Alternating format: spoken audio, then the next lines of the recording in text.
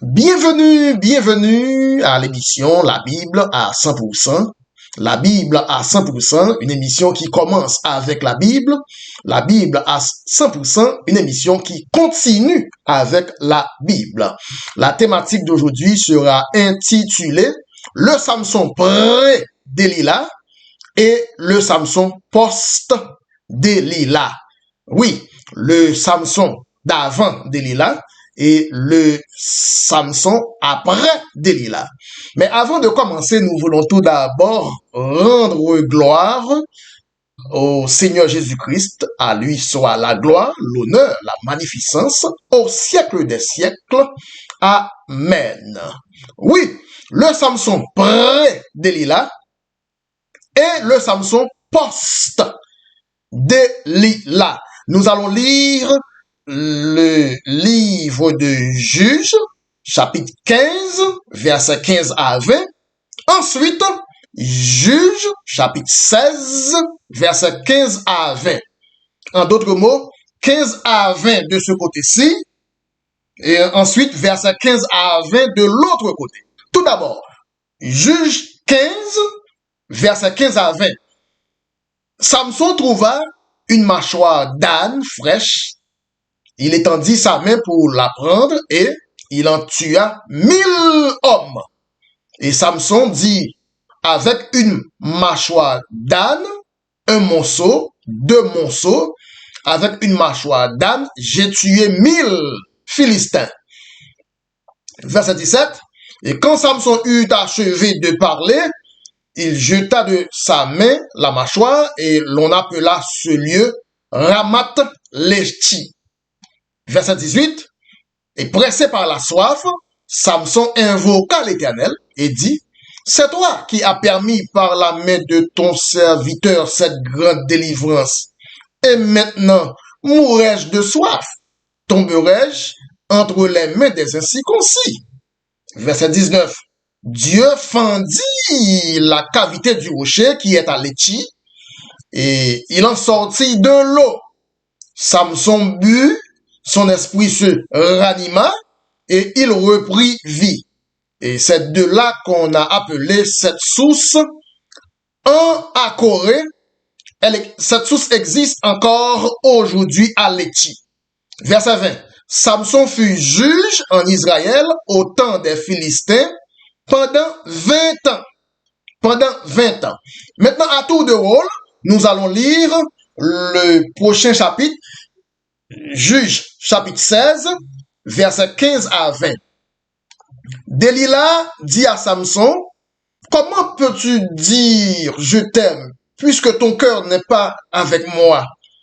Voilà 3 fois déjà que tu t'es joué de moi et tu ne m'as pas déclaré d'où vient ta grande force. Verset 16. Comme Delilah était chaque jour à le tourmenter, à l'importuner par ses instances, son âme s'impatienta à la mort.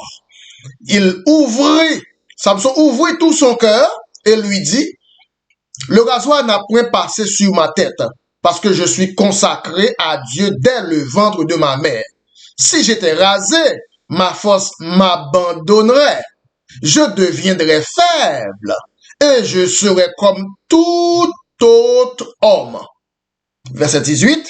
Delilah, voyant que Samson lui avait ouvert tout son cœur, envoya appeler les Philistins et leur fit dire, montez cette fois, montez.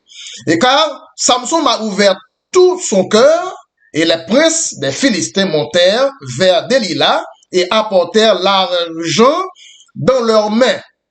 Et Delilah endormit Samson sur ses genoux, et ayant appelé un homme, Delilah rasa les 7 tresses de la tête de Samson et commença ainsi à le dompter. Samson perdit sa force. Verset 20. Et Delilah dit alors, les Philistins sont sur toi, Samson. Et Samson se réveilla de son sommeil et dit, je m'en tirerai comme les autres fois et je me dégagerai.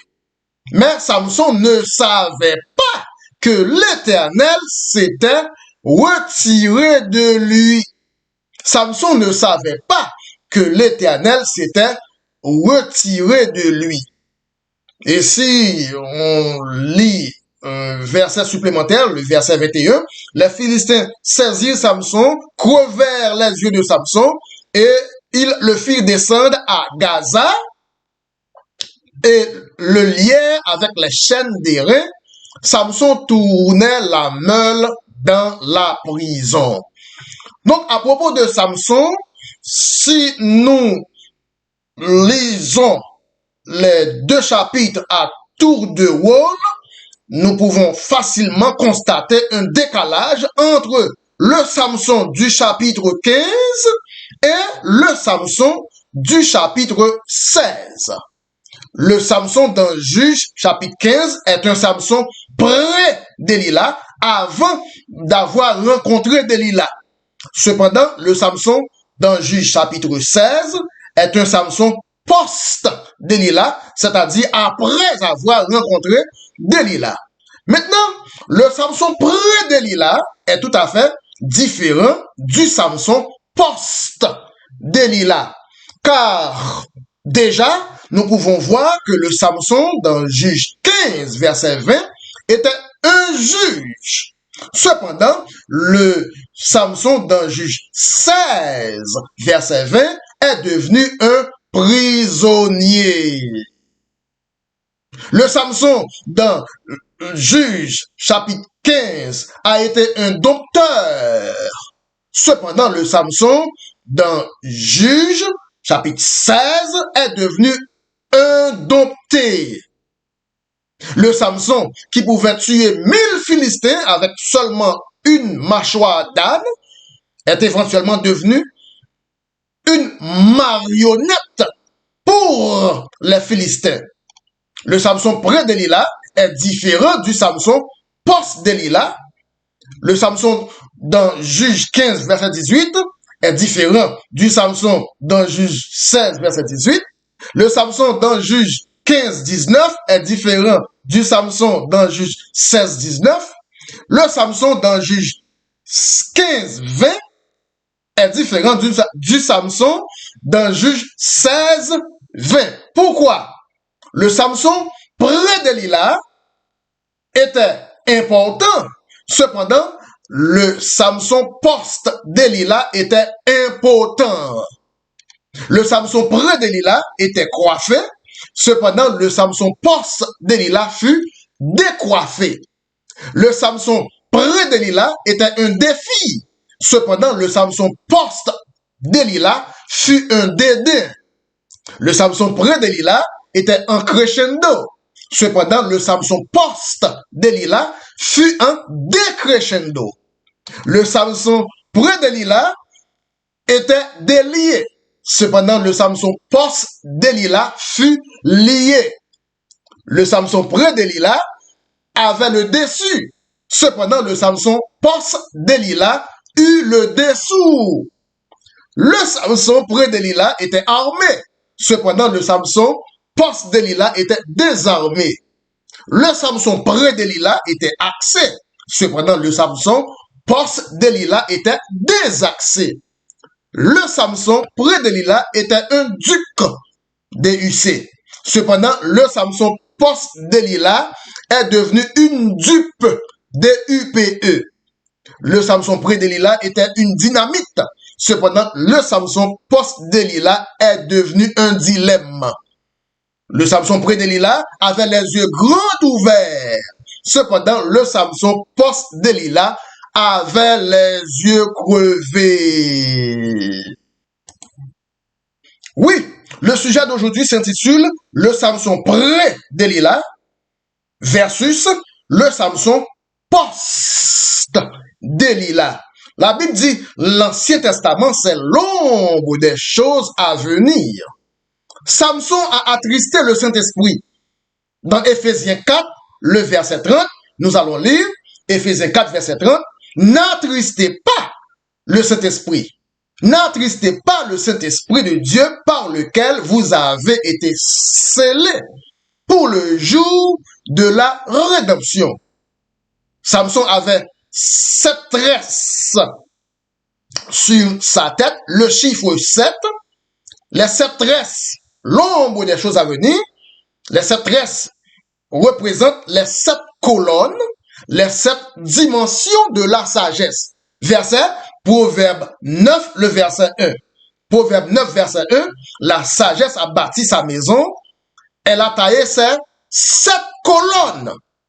La sagesse a taillé ses 7 colonnes. Donc, l'Ancien Testament est l'ombre des choses à venir. Donc, les 7 tresses de cheveux, dans le cas de Samson, cela va donc représenter les 7 colonnes de la sagesse. Nous allons aussi lire dans Somme 12, le verset 6. Somme 12, le verset 6. Les paroles de l'Éternel sont des paroles pures. Un argent éprouvé sur terre au creuset et 7 fois épuré. Donc, Somme 12, le verset 6 et 7, bien entendu. Les paroles de l'Éternel sont des paroles pures.